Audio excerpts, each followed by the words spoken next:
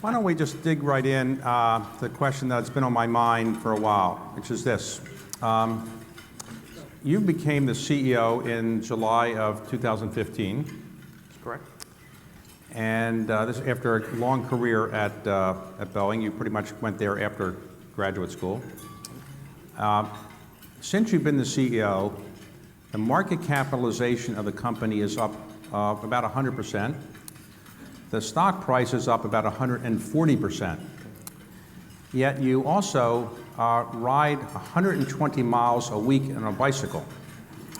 Have you thought about how much higher the stock price would be, or the market cap, if you didn't spend that time on the 120 miles a week in bike riding? Well, I have thought about that, and actually I ride closer to 140 a week. 140? Yeah, and with that correlation, I'm thinking I should start riding 200 a week. Wow, okay, all right, well, riding bikes, I've done probably 10 miles in my lifetime, maybe something like that, so isn't it dangerous? I mean, they have key man insurance on you, you're an important person. You're riding bikes, you don't worry about cars coming along or anything like that? Well, I ride more than 10,000 miles a year, so I'm safety conscious, and that's a well-honed skill. And one of the things we take pride in at our company is our safety record, and I try to apply the same thing when I'm riding. So I feel very comfortable, but I'm conscious of the environment, pay attention to what I'm doing, and it's a great way to relax and think. And frankly, I think taking time to exercise and ride my bike makes me better as a leader. And I try to encourage that in our team as well. So, okay. Yeah. So you told me earlier that you flew in from Chicago and you rode 30 miles this morning. Yeah. And you might ride something this afternoon when you go back to Chicago. Yeah. If the weather holds. Okay. Yeah. So when did you take this up? Was a young man, or you're always interested in this? Yeah, I've been riding for probably 20, 25 years, seriously.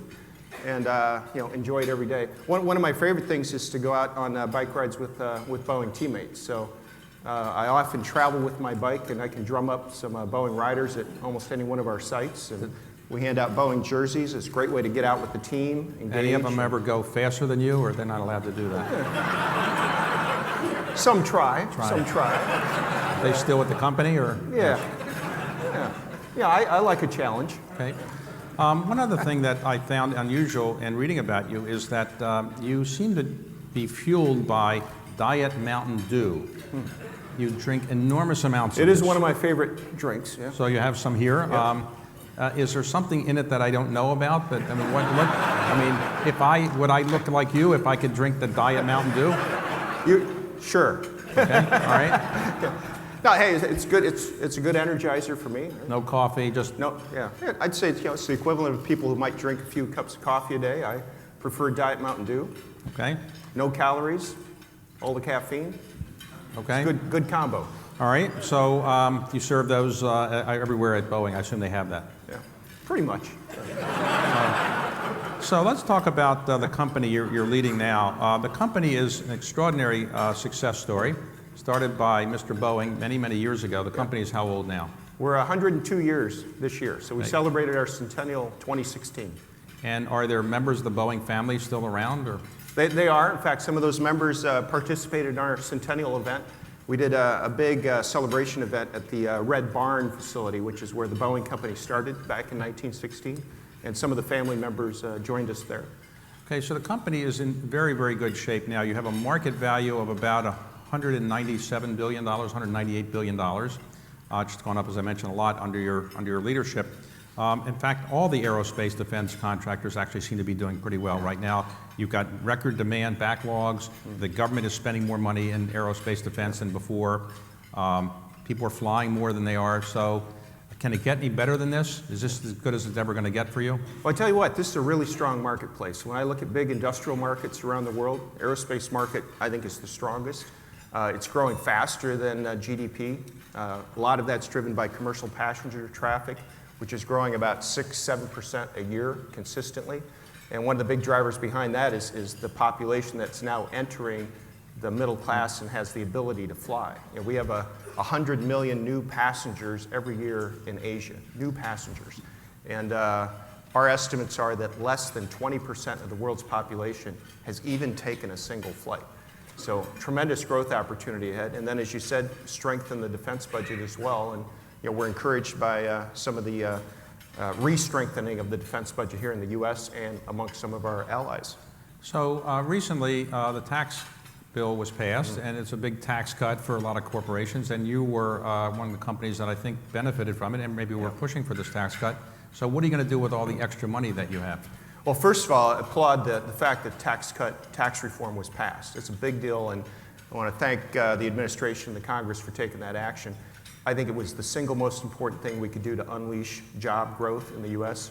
and really help us invest in the future. So we plowed a lot of those savings back into innovation and R&D, and we spend billions of dollars every year on R&D investment here in the U.S.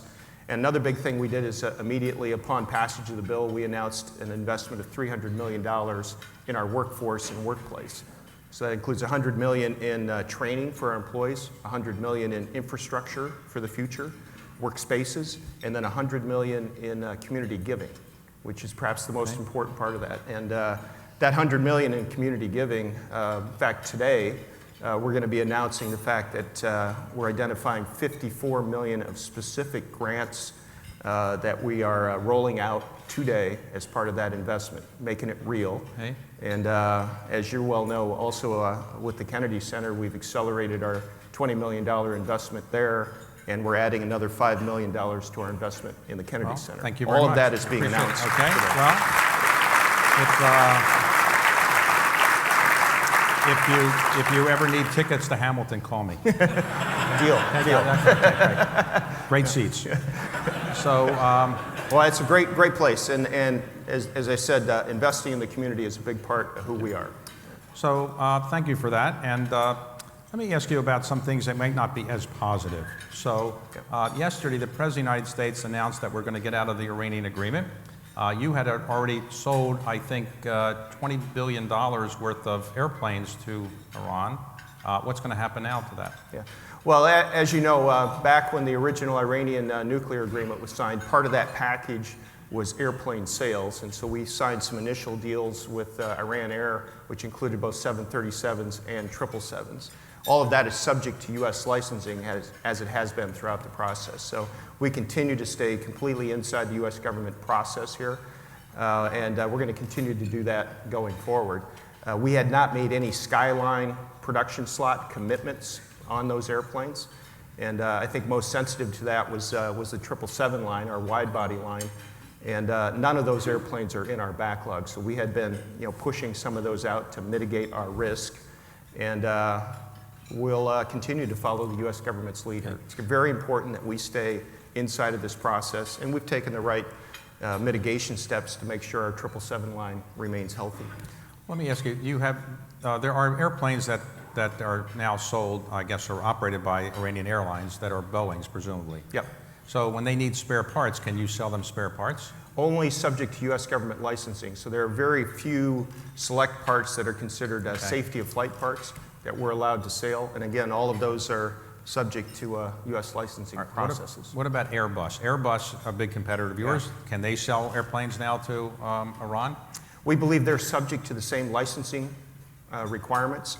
Obviously, a European-based company, but they have U.S. content in their airplanes that is subject to the same licensing policies that we have. And it's very important to us that from a U.S. government standpoint, that the outcome in Iran is a level playing field between us and Airbus. We need equal treatment.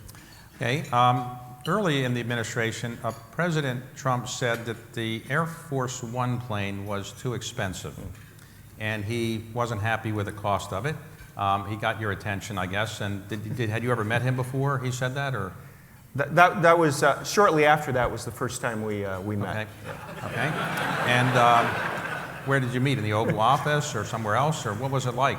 Oh, we had a couple of sessions. Met up in New York once. Met down at Mar-a-Lago, and have subsequently had a meeting at the White House. Okay. So this is a topic of discussion, and we're proud of the fact that we build and support Air Force One. It's a really important mission. The airplanes that are flying today are old 747-200s, actually delivered under George H.W. Bush's administration. They're that old. Oldest 747s flying. And we're proud to keep them flying with our customers every day. Where do you get the spare parts? You don't make the spare parts anymore. Yeah, well, we, as part of our Boeing operations, we provide in-field support for what we call legacy aircraft that are no longer in production. So we support those airplanes, but it's time for a new airplane. And so the two new 747-8s, the latest version of the 747, were just procured, and those will be modified and become the new Air Force One over the next few years. Okay, but that's going to take a number of years. Yep. So did you convince him to take up bike riding when you were in Mar-a-Lago? He didn't seem like that interested in that. He has his own hobby set, okay. And we respect each other's hobbies. Okay, all right. Okay. So let's talk about, there was a tragic accident recently with a Southwest Airlines plane that was a Boeing, I think 737. So the window popped out, I guess, or after the engine fell out. What happened there, and what's the status of it, and are these planes really safe? Yeah. Well, first of all, safety is our number one priority, and I want to reaffirm and state again that there is no safer way to move than to fly. Right? Flying in airplanes is an extremely safe business, and it's one where safety is just mandated. It is our core principle. Now, we certainly sympathize, and our deepest condolences to the families involved in the Southwest incident. And we're strong partners with the entire Southwest family. And we're supporting the investigation right now. It's a National Transportation Safety Board investigation. So we have a process that will follow through that. But without any question, the 737 is an extraordinarily safe airplane. How many airplanes Boeing airplanes are flying around the world at any given time, or do you have operational? We have about 14,000 commercial airplanes that are operational around the world every day. So at any point in time, literally thousands of airplanes in the air, billions of miles being flown every year. 737 is the most popular of those. So we've delivered 10,000 737s. Just hit that milestone a few weeks ago. It's a new Guinness record for deliveries. And just to give you a little factoid behind that, about every 1.5 seconds, a 737 takes off somewhere in the world. Okay. So there goes another one. All right. So Airbus. And another one. Yeah. Airbus is your main competitor, is that right? Yeah. And in the commercial airplane. Commercial airspace. Now, they and you have had what some people might call a duopoly, which is really two manufacturers. But are you not worried that the Chinese or the Japanese will ultimately get into this business of making commercial airplanes? Well, we know that future competitors are coming, without question. And the great thing is we have a very strong marketplace. It's about a $7.6 trillion marketplace over the next 10 years. It's a growing industrial marketplace. It's a marketplace that creates manufacturing jobs and technology ripple benefit. So a lot of countries are interested in getting involved. And many of them are in our supply chain and a strong part of our supply chain. China is clearly emerging as a very important commercial market for us. Part of our supply chain, COMAC in China, who's a growing aerospace entity, is in our commercial airplane supply chain. They are also a future competitor. So the art of this business is to collaborate and compete. And competition is going to make us better. The point that the world is pursuing the aerospace market just causes us to continue to invest in innovation. We win because we continue to invest in innovation. Now, you're making some acquisitions lately, and one of them is you're trying to buy control of Embraer, which is the Brazilian airline, or airplane company, manufacturing company. Why are you trying to do that? Well, we see Embraer as a very nice strategic fit with Boeing, and we're having very good discussions and making progress on those. If you look at their commercial product lineup, it fits very nicely with our commercial product lineup, so it would give us a broader span of products for our customers. We have complementary global services. They have some vertical capabilities, technologies that would complement some of our Boeing technologies, and our workforces in terms of our culture and approach to work are well matched. So it's an attractive combination. It's not something that we must do, but it's something that would add to our strategy. Will the Brazilian government approve that? Yeah, the Brazilian government is very much involved in the process every step of the way. I think you've recently seen some of the media coverage with some encouraging, positive comments from the Brazilian government. So we're hopeful that we'll bring this to conclusion. We still have some work to do. And what about the air tanker that you're The manufacturing? KC-46 tanker. That's correct. You won a big contract to produce air tank. These are refueling planes that enable airplanes to be refueled, but it's behind schedule or not? Well, we've had some challenges in the development program, so we're behind the original schedule, but we are on the cusp now of delivery, so I'm excited to see this happen. The KC-46 tanker will replace the KC-135, which is based on the 707 airframe 50 years ago. So it's time for a new tanker. This is a new combat tanker, so it's a multi-mission capability. So it's refueling, but also things like medevac and mobility. And we have 34 airplanes that are in production flow and in test. We're about 95, 97% complete with the test program, and we are on the cusp of delivery. And I just had the chance to fly on one of our test aircraft about 2 weeks ago. This airplane's ready to go, and we're looking forward to getting it to our Air Force customer. But explain this how it works. You're flying along on an airplane. Let's suppose it's a 737 or whatever it might be, a military plane, and you have another plane coming along that's going to refuel it. How hard is it to get that little thing in there? Is that? Yeah, well, that's actually part of the technology that goes in the airplane. So for combat operations or Air Force operations, obviously the skill of the pilot, the receiver of the fuel, is important, and that's a skill that those pilots hone over time. That's part of the test program. And then the new advanced systems on the new tanker assist with that. So the refueling boom in this case, which is one of the ways we deliver fuel, is more than 50 feet long. It extends out of the back of the airplane. It has wings on it, so you actually fly it, and there's an operator inside the tanker that flies the boom to the airplane and makes the connection. We've done more than 2,500 connections during the test program already. Okay. So that's part of certifying the tanker. So let's talk about how a farm boy from Iowa became the head of Boeing. So you grew up in Iowa. I did, right? Up in northwest Iowa, just outside of a little town called Sioux Center, and grew up on a farm, working on my dad's farm. What kind of farm was it? Well, we had a large crop farm. Mostly we raised corn, soybeans, alfalfa, and we had a lot of livestock, cattle, pigs, chickens. So you were milking cows and everything? Every morning I had to milk cows. We milked our own cows for our family's consumption. So that was part of my daily chores in the morning. And you ever said to them, drink some Mountain Dew and the cows will produce more, or cows will be more productive or something? No. Yeah, that wasn't part of the diet plan when I was a kid. Yeah. All right. So you went to Iowa State. I did. And Iowa State, you majored in aeronautical engineering? Aerospace engineering. Okay. So were there a lot of people doing that there? Yeah, it was at that time one of the larger aerospace engineering schools in the country, continues to be. It does have some Boeing connections too. T.A. Wilson, who was one of Boeing's previous CEOs, he went to Iowa State, and I actually, when I went there, managed somehow to get his scholarship.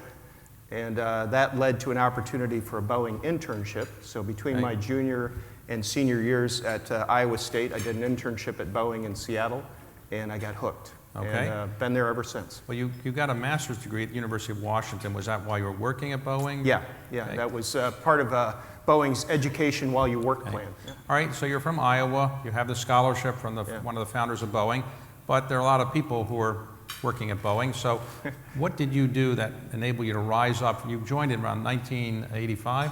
Yeah, 85 my internship, 86 as a full-time employee. All right, so you rose up, and were you smarter than other people? You're a better athlete than other people? You're more personal with other people? What was it? A better engineer? What was it that enabled you to rise up among all those employees to be the CEO? You're implying it's hard to tell, right? Well, no. I just want to give you a chance to tell everybody what I already know. Well, David, frankly, I never worried too much about that. So I was thrilled to go work at the world's best aerospace company. I wanted to be a great designer of airplanes. I had the chance to work with a lot of great teams along the way. And I always tried to find the hardest things to work on and just concentrate on knocking that job out of the park.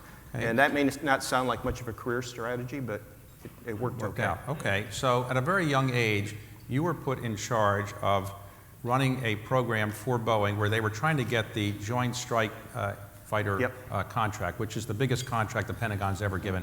Ultimately, it went to another company called Lockheed Martin. So you lost. When you lost, did you think your career was over?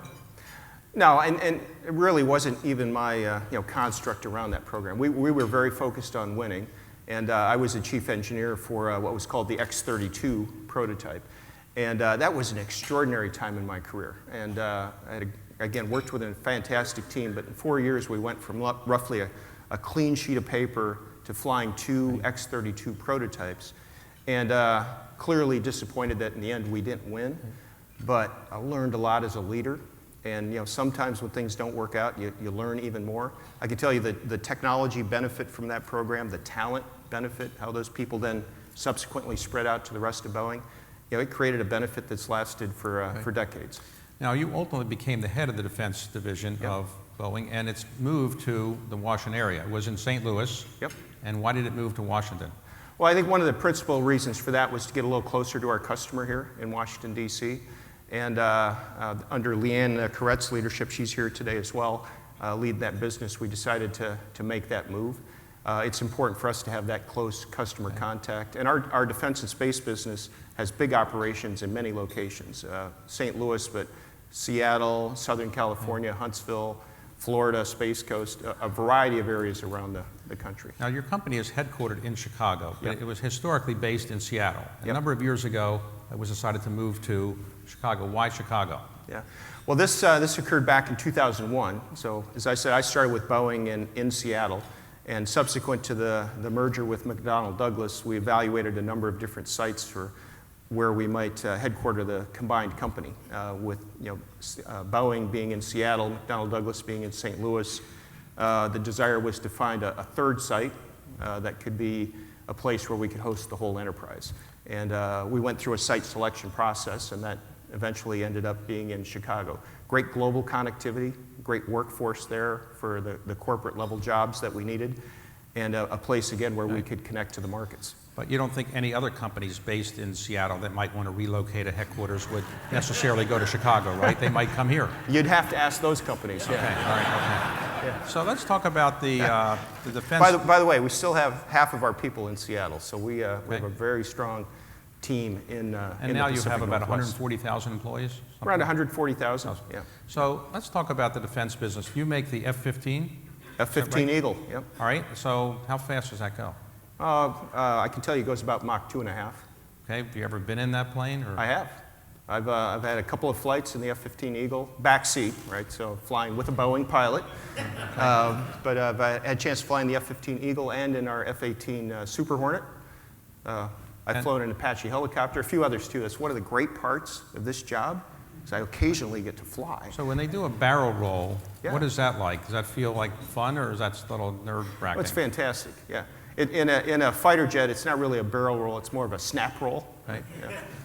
Faster. But we had the chance to go up and do a few maneuvers. And it again crystallizes for me the incredible skill and talent of the pilots that fly these airplanes and defend our country.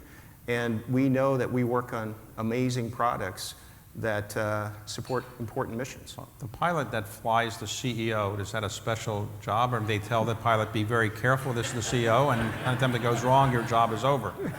We have great test pilots. All right.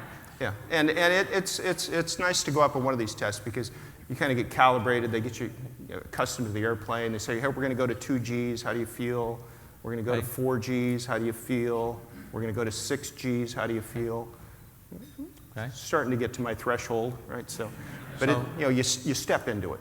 Now, let's take the Boeing plane that most people are probably familiar with, a 737, a 747, so forth. On those planes, can they ever be flown without a pilot? Are you working on that? Well, I mean, right now we're talking about driverless cars. Will we ever have driverless or pilotless planes? Yeah. Well, we're going to continue to have a strong need for pilots. In fact, pilots are in short supply worldwide for commercial airplanes. That said, we're also continuously working on these autonomous vehicle technologies. So there's a lot of automation already in today's airplanes that can assist the pilot. And that technology continues to mature rapidly. So we're building it into our future airplanes. Those will be decisions that ultimately customers will make. But the technology, the autonomous technology, will be ready and available, and it certainly applies already today in our defense products, and it will have application in commercial products in the future. So have you ever thought of having the bathrooms in the planes bigger? Because I noticed they're really small.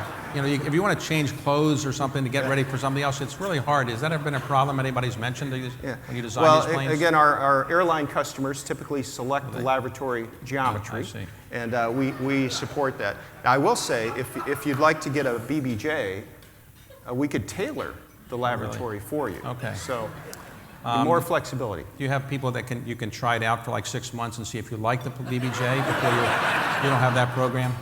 For select customers. Okay. So let's talk about the space program. Now, you're involved in the space program. Yeah. Now, to be very serious, NASA really ran the space program for many, many years. And now NASA isn't doing everything it used to do. Is the commercial sector, are you now actually designing the missile, the rockets? And what is the plan that you have? Is to take a rocket to the moon again and to Mars?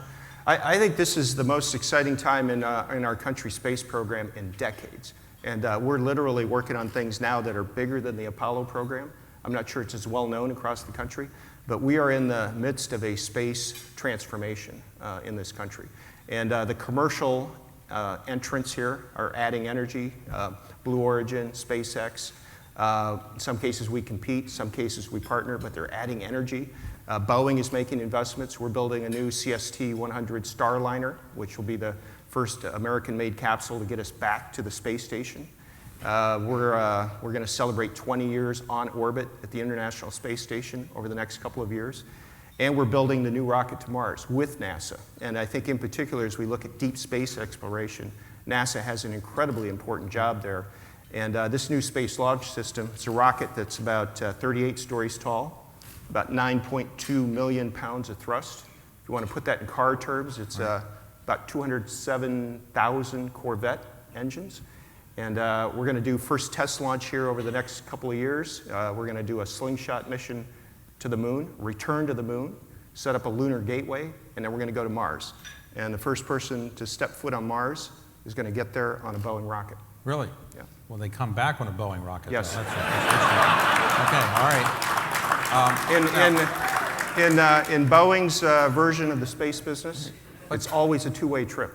Okay. But it takes 6 months to get to Mars, more or less, right? 6 months? On that order, yeah. Okay. So I actually read that there were hundreds of thousands of people who signed up to go to Mars being told that they wouldn't come back. Yeah. But I don't know who these people are. But yeah, that's why I tell you, we're in the round trip business. Okay, round trip. So what is the reason we want to go to Mars? Because really, is there anything there that we really need other than to say we did it? Yeah. Well, I think there are multiple reasons. One is there is a certain inspiration quotient, right? There's the exploring the universe and the significance of that. I think it's something that inspires people and inspires what we do. It's very clear that the investments we make in the space program, putting humans into space and deep space exploration, creates the biggest technology ripple benefit of anything that we invest in. Medical technologies today, mobile devices, new materials. It is the hardest thing we do, and by doing those hard things, we create great ripple benefit. And I think it's great for future talent generation. It is something that inspires the next generation of STEM talent like nothing else. Explain this to me. Right now, we have disputes with Russia from time to time, and sometimes we have some very serious political disputes, election disputes, and so forth. Yet we have to send our astronauts up on missiles that they... On Soyuz capsules. Right. Isn't that embarrassing for the United States to have to depend on the Russians to get our astronauts up to the space station? That's part of why we're building that new CST-100 Starliner. So this is jointly with NASA, and there are other competitors as well. But we'll be doing first launch of that Starliner here later this year, and that will give us a U.S.-made capability to get back and forth from the space station. So let's talk about Washington, D.C. for a moment. As the CEO of Boeing, presumably you have a lot of customers here. How much time do you come to Washington for every... I'm here quite often. So we have a lot of customers here, a lot of engagements. I was just at the Pentagon earlier today talking with customers. Frequent visits to the Hill, to the administration. So it's important for us to be engaged in the political process, important for us to spend time with our customers. Well, when you meet people in Congress, are you ever inspired to say you want to be a member of Congress? Have you ever said, geez, I like these people so much, I want to be like them? Has that ever happened to you? I'd say I prefer my job. Okay. So when you're talking to members of Congress or people in the administration, what is the biggest concern that you have? Educating them about what you actually do? Yeah. Well, I think we're a well-known company. I think most people understand what we do, but connecting it to government policies and the significance of those policies. Right now, trade policy is a really important item for us. And as we think about effective trade agreements around the world, and certainly we want a level playing field around the world, we want to be able to compete and win. We have about 90% of our manufacturing here in the U.S., but we sell about 70% of our products outside the U.S. So think about trade surplus. The aerospace sector creates the biggest trade surplus of any sector in the country. And so we need trade agreements that allow us to compete globally, to sell globally, and that's part of what creates U.S. manufacturing jobs. So that's an area of discussion, active discussion right now. What about the tariffs? The tariffs, presumably they hurt you because are you not importing some of the aluminum and steel? We have a combination of domestic and international suppliers. Steel is not as much of an issue to us as aluminum is a more important material for us. But the way we risk manage that and hedge our positions, we don't see the current tariffs as having a material effect on our business. But it is something we're watching because it's the broader question of trade relationships and effective trade agreements around the world. And what about the Export-Import Bank? Boeing has been a big supporter of it. Now it's essentially not able to do very much.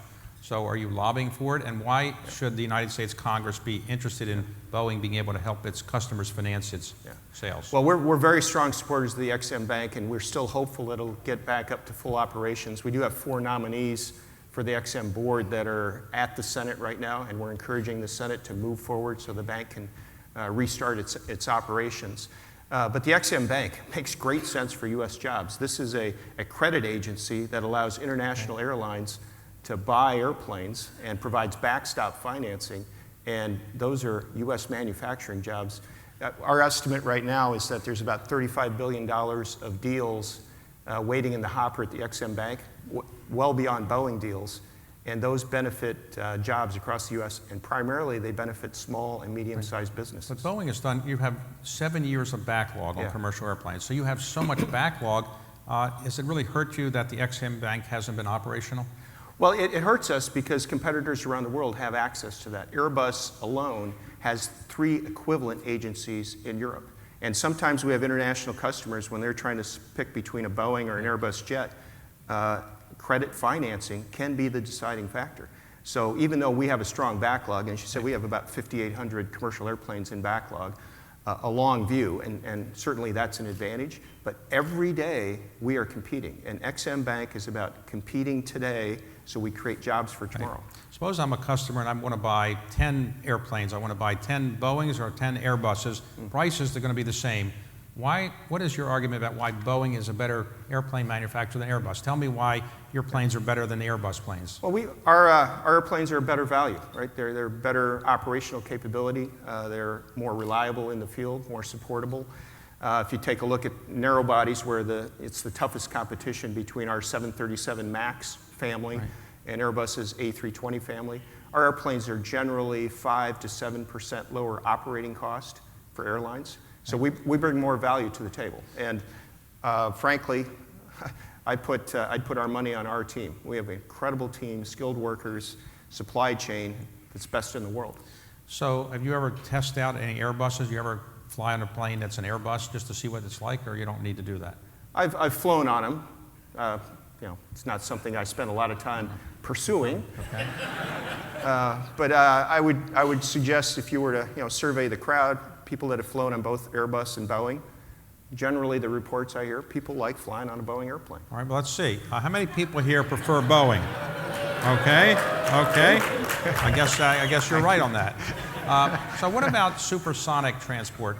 Remember, there was a plane called the Concorde, and I think they made maybe 10 of them, or how many? I forget how many they actually made. But now they don't exist any longer, except in museums. So why do we not have a supersonic transport any longer? Well, it's the economic hurdle that goes with it. That airplane was never economically viable on its own. It was created as a project, a worthy project, but not something that would satisfy a normal business case. And to fly supersonic, you burn 2 to 3 times as much fuel. It's hard to make that business case close. Now, that said, we are working on technologies for next generation commercial airplanes. I do envision a day where not only will we see commercial airplanes that look like today's airplanes, but we'll see high-speed airplanes that can connect any 2 cities in the world in about 2 hours. And then we'll see that span up to space tourism. And eventually, we'll see an economically viable space ecosystem in low Earth orbit. And you'll see an intersection between commercial air travel, high-speed travel, and space travel. And that's all going to evolve over the next couple of decades. What about jet lag? Can you work on that? How do you deal with that? Is there something you could do on the air pressure that reduces jet lag? Is that a problem? Well, I tell you, one of the that actually helps. One of the secrets that we found, the new 787 Dreamliner, because of its composite material fuselage, it operates at a higher humidity level and a higher pressure level. And customers will often report that on the back end of a 787 Dreamliner flight, they feel much better, a lot less jet lag. It's a much better experience. So that's one of the ways we do it. Now, the Dreamliner was, I think, one of the first planes that you made that was so-called composite. Yep. Now, I used to think that airplanes were aluminum and steel. Then when you said you were doing composite, what was that? And what is that that's actually in that plane? Yeah. So these are carbon-based fiber materials.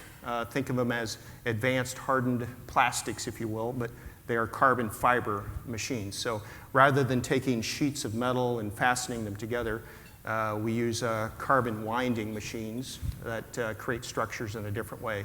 The advantage generally is lighter weight. It's more robust in the field, more reliable, not subject to corrosion. It can be more challenging to build, but as we've broken through the technology hurdles on how you build and design composite airplanes, it's a great business case. It's one of the reasons that the 787 is about 30% more fuel efficient than the airplanes it's replacing. So you had a very nice name called Dreamliner. I mean, if somebody thought that up, it sounds great.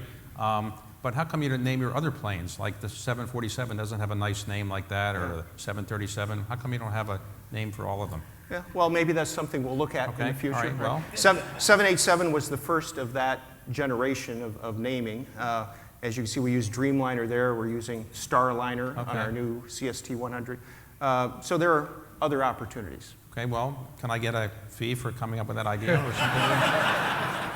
Yeah, we could consider that. Okay, all right, okay. Could be, again, if you want to get into the BBJ market, that could be some consideration. Well, I'm thinking about it. I just need a 6-month trial. So today, how do you divide your time? How much do you spend of your time with customers, employees, government? Yeah. How do you divide your day in a week? Well, it's different every week, but I thrive on spending time with our people, so I want to make sure I carve out enough time to do that. That's usually the first thing I put on my list, is I think about what time am I going to spend during the week investing in our people. As a leader, I think it is the most important investment I can make, what I like to call our people-first strategy, and I think it has the biggest multiplying effect for the business. And then I line up my customer visits. I try to spend about a third of my time with customers, and then a third of my time, running the business. And the fact is, I can't do all of that. I have a great team, right? And several of my teammates are here with us today. But you're just reminded more and more at these kind of jobs, you're very reliant on your team. So investing in your team's important. Yeah. So you became the CEO. You succeeded a man named Jim McNerney, who had been the CEO for quite some time. Previously, been the CEO of 3M, and also had been at GE. So when you succeed a person who's done a pretty good job, I think he did a very good job, how do you go in and say, well, he did a good job, but I'm going to do a better job, and I'm going to change what he did, I'm going to get rid of people that he had? Is that awkward? Well, I tell you what, Jim and I worked very closely. So I had the privilege of, before I took this job, I spent about 1.5 years as his COO, learning from him. And Jim is a fantastic leader. I will always be grateful for what I learned from him. And so I was involved in the strategy, and what Jim had been implementing. We had worked together for a decade. Now, that all said, right, we were at that point wrapping up our first century, thinking about our second century, and there were several things that I wanted to accelerate and bring some new innovation to the table. But I put this more in the character of a great foundation that I'm building on, rather than fundamentally changing direction. And as I said, I got just a fantastic handoff from Jim. So you are, by my standards, a teenager. You're very, very young for this job. You're 54 years old, and you look like you're 44 or 34 because of bike riding. Bike riding are you doing? Or the Mountain Dew, either one, I don't know. But so it's a combination. Yeah. So most CEOs of Fortune 500 companies today, they probably are the CEO for maybe 5 years or so, sometimes longer, of course, Warren Buffett being an exception. But so you're very young. You could do this for another, your retirement age is more or less 65, 66 at Boeing, but you can make a difference, you can make a change.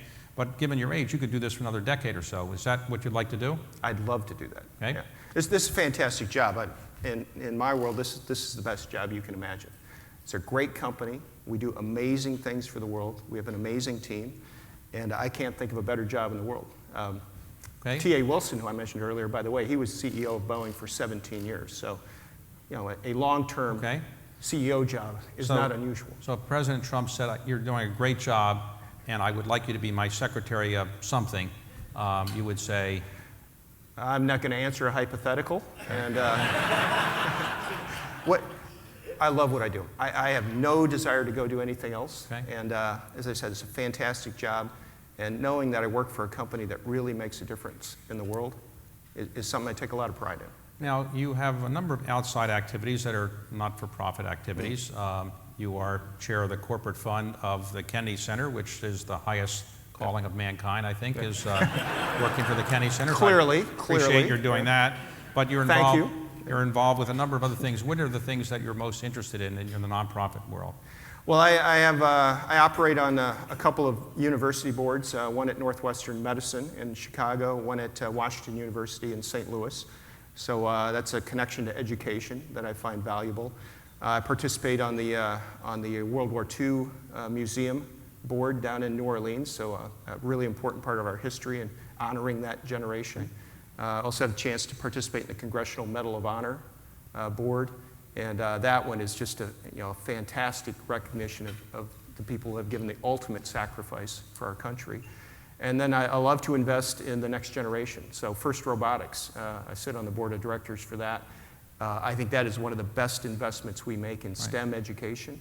And we have hundreds of Boeing-sponsored teams that are part of that global fabric. So we've seen a lot of leaders up front, business leaders, government leaders. What do you think makes a great leader? Well, I get to ask that question quite often. I thought that was original. I thought nobody else ever asked that before. It's a good question. Well, when I look at all the dimensions of being a leader, frankly, it goes back to a lot of what I learned growing up on that farm in Iowa. I learned a lot from my parents. And the value of hard work, integrity, how you treat other people, how we respect others, our willingness to bring diverse ideas to the table. Those all sound simple. And things I learned from my dad, who was never a businessman, but they apply in the business world. And I think sticking to those fundamentals and always reminding yourself the importance of integrity, your reputation, how you treat others, and then having an element of being able to inspire those that work around you. And we try to codify those at Boeing in what we call our enduring values and our Boeing behaviors. But they get back to those fundamentals of who you are as a person and how you treat others. Now, did your parents live to see your success? They did. My father passed away a couple years ago, but he lived a long, robust life, and my mom is still around. And I'm never quite sure they knew exactly what I did. When I started at Boeing, of course, coming from the farm, I started at Boeing as an engineer, and my dad would often ask me, say, "So Dennis, how'd it go today? What'd you do?" And I'd describe it, and he would kind of get it. And I was designing airplanes. It was real stuff. And then as I got to more elevated positions, got to executive positions, he asked me the same question. Say, "Dennis, what'd you do today?" And I'd describe it, and I was excited about it. And he would pause and say, "Well, Dennis, what did you actually do today?"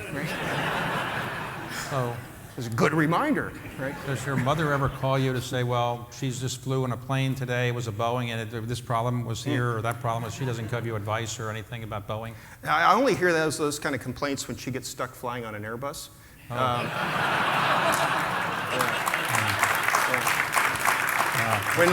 When she flies on a Boeing, no problems. She loves it.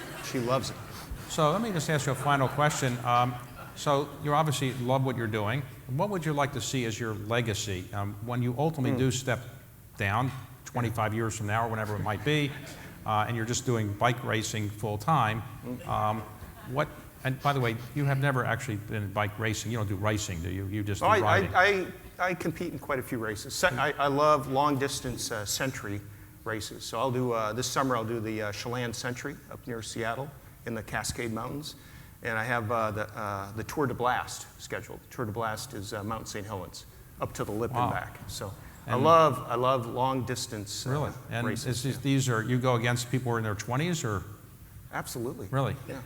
Wow, okay.